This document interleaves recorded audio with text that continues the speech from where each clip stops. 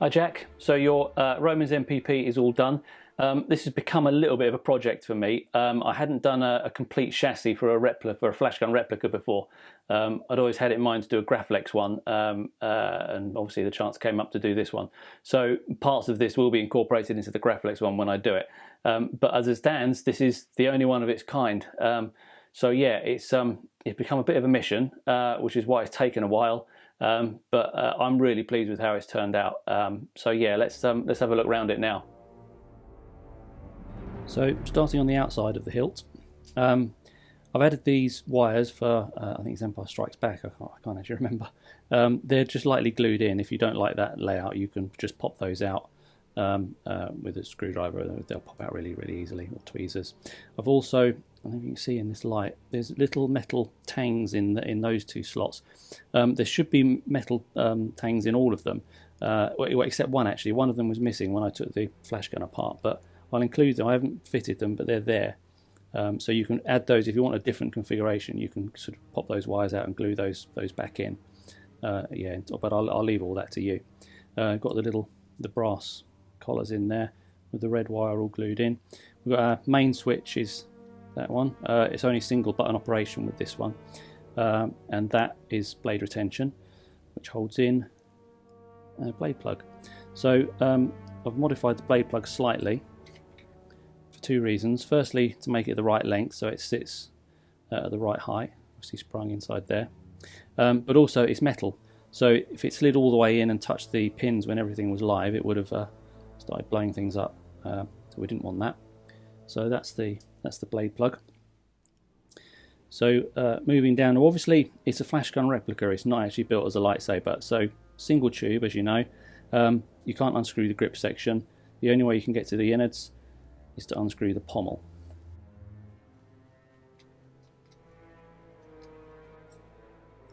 This is where it starts to get interesting. So there is our chassis. Now I know I say it myself, but I really like the look of that. It's really like mechanical and Star Wars-y, and looks like a regulator rectifier off a motorcycle, which is exactly the sort of thing they would have used to make the prop, I dare say, if they were in the business of making the innards of these things for the films. So the way the sound works, inside there, you can't really see it in this light, but the speaker's inside there, and there's also a little shelf.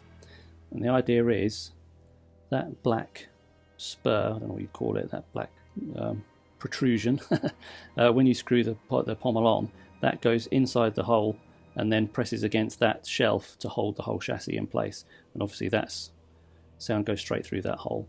So yeah, so that's your sound venting. So I'm going to take the chassis out. This is where it starts to get interesting. There is the beastie. So as it stands, this is the only one of its kind because I've only just designed it. I will make it available on Shapeways, but I suspect this Dagobah Swamp blade holder was the last one I managed to get off Saber Armory. I don't think he's got any more, and I don't know anyone else who has, and I don't know if they're going to make any more. So this might end up being the only one of its kind, who knows. But so starting at the front, there's a single operation, single button. Got a CC Saber's NeoPixel connector in the front, going through to the crystal chamber. There is our crystal. Wiring channels in there. 3 threaded rods holding the whole thing together. Now these lines, these aren't just accidents, these are actually the wires that are going down to the NeoPixel connector. There's more wires in the front for in the tubes for the switches and everything, but those are actually real, they are the main power lines. So it's all in there. If it was mine, I would definitely sort of weather it with some sort of black wash, get some black in all the little nooks and crannies to sort of make them pop a little bit. But moving back, we've got a sort of central core that holds the electronics, and then a sleeve at the back. We've got little genuine resistors in there, not doing anything, but just to make it look electronic-y. And then some accent rods inside there. So to get to the Profi board, should you ever need to, that's designed to have an extra screw in it, but you don't really need it, but it's there anyway. I'll include the screw with the kit. But this just slides off. And there's your battery, removable battery, and Profi board, accent strips all reasonably easily accessible. So yeah, but I mean, I've programmed in a load of flexibility, so you won't, you shouldn't need to do anything. You've also got Darth Vader accurate fonts on there, so you're pretty well covered. So let's pop that back. So let's spark it up. Flick the switch. Harrison's lightsaber. Got a personalised boot sound.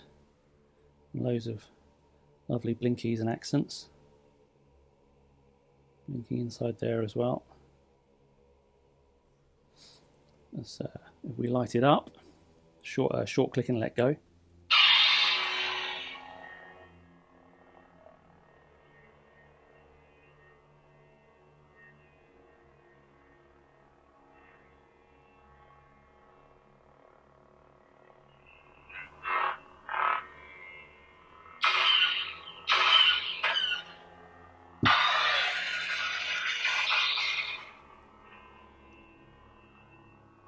And then when we shut it off, you can see in there now, as well as that strobing, it's got hot. It's glowing red hot inside there. And also, although you can't see it with the crystal lit, inside the front it's glowing as well. So when we shut it off, we just press and hold. It takes a while to cool down. Same in the front there. So yeah, another little feature I like to build in. So yeah, so that's the core of it.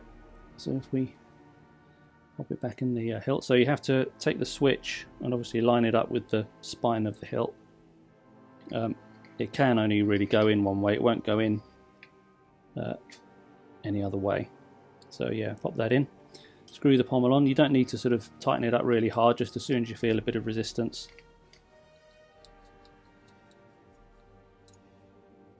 So basically once those threads are sort of in line with the grips, that's about it. And then yeah, blade retention is there, but self-explanatory. So let's light it up. It lives. Obviously all the usual effects, blaster blocks and things, clashes, lockups. So yeah, it's all on there. You've got a whole range of fonts on there. I'll give you a list with everything that's on there. So yeah, it's there she is. She lives. So the other thing I forgot to mention, let's just whip the chassis out again. Hang on. You've also got with that removable battery, although it is removable, you never actually need to take it out, because I've also made a charging blade plug. So the idea is just goes in instead of the blade. Normally you would do it with the chassis in the hilt, so use the blade retention to hold it in place. And you've got your USB socket there. So the idea is you just pop it in. If you look at the accent LEDs, when you add the blade, add the charge plug, they'll all switch off. It's now going into battery charge mode. So once it's charged, while it's charging, the end of that charge plug will light up red, and then when it's fully charged, it'll turn blue. So yeah, so that's when you take it out, it all switches back to just as you left it. So yeah, so that is your Vader chassis with your Vader hilt. Enjoy.